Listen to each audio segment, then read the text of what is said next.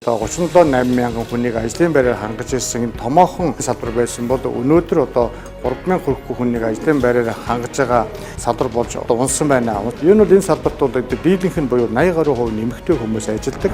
Монгол Улсын эрх хэрэгжлийн санаачилсан хүнсний хувьсгалын хүрээнд Монголд одоо үйлдвэржилтийг дэмжиж, баялаг бүтээгчдийг дэмжиж томоохон үндэсний хөдөлгөөн эхэлснийг одоо Монголын ард түмэн мэдж байгаа.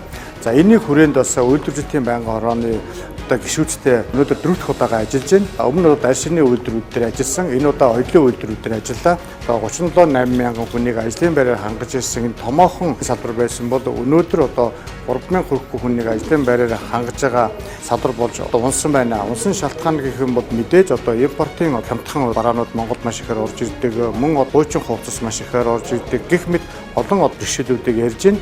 Нөгөө тал дээр бол одоо ингээд оёлын үйлдвэрлэлийн гол материал болсон даавуу болон дагалдах хэрэгсэл жижиг хэрэгслүүдийг одоо бас гайлын татвараас чөлөөлчих юм бол энэ салбар босчих боломжтой гэдгийг бас онцолж хэлж байна. Энэ бол энэ салбарт бол дийлэнх нь буюу 80 гаруй хувь нэмэгтэй хүмүүс ажилладаг.